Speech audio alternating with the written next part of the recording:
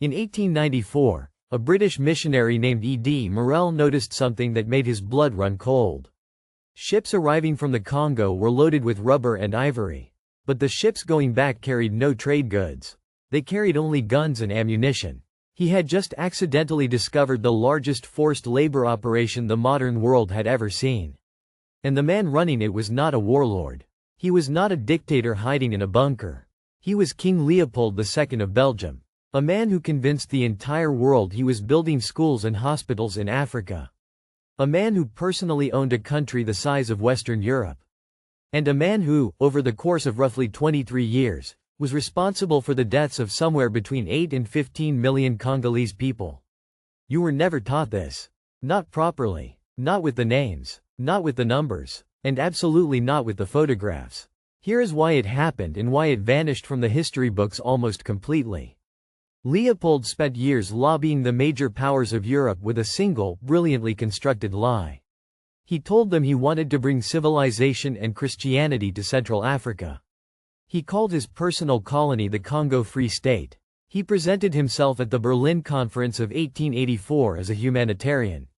He even got the United States to recognize his claim first, before any European nation.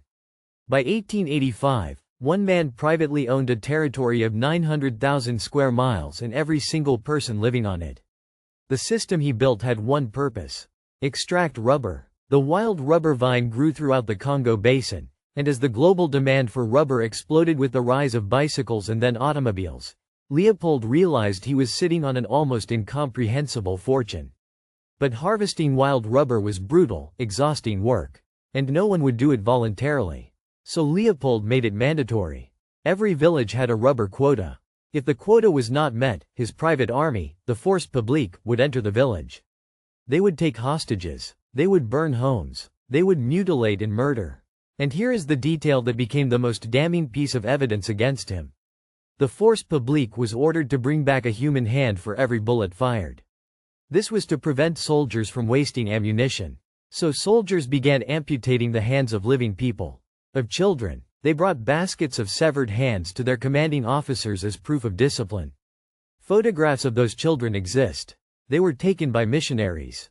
They were published. And Leopold still managed to suppress the story for over a decade. If this kind of buried history is what you come here for, subscribe right now. We cover the history they actively chose not to teach you. Here is the second layer that almost nobody talks about. Leopold was not acting in secret. The Belgian government knew. European governments knew. American officials knew. What protected him was a combination of racism, economic interest, and one of the most sophisticated propaganda operations of the 19th century. Leopold hired journalists. He funded newspapers. He created front organizations with names like the International Association of the Congo, which sounded like a humanitarian body but was entirely his personal instrument. He gave guided tours to select visitors who saw only what he wanted them to see. The man who broke it open was not a politician or a general. It was that shipping clerk, E.D. Morel, who quit his job and spent years building the Congo Reform Association with the Irish diplomat Roger Casement. Casement traveled deep into the Congo in 1901 and documented everything. His report, submitted to the British government in 1904, described conditions that read like dispatches from hell.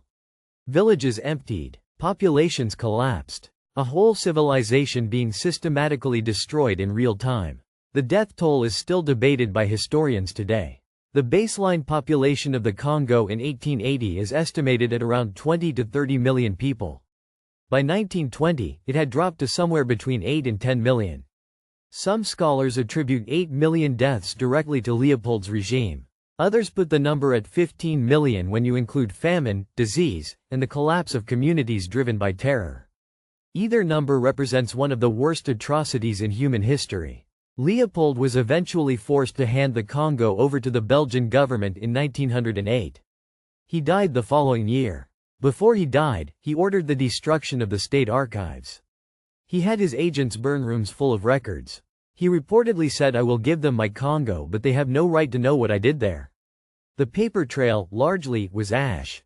Belgium then ran the Congo for another 50 years. The exploitation continued, though with less theatrical violence. When Congolese independence leader Patrice Lumumba emerged in 1960 and threatened to actually give the Congolese people control of their own resources, the CIA and Belgian intelligence helped remove him from power. He was assassinated in January of 1961. The line from Leopold to Lumumba is not a metaphor. It is a direct institutional continuity. The same rubber economy became a uranium and cobalt economy.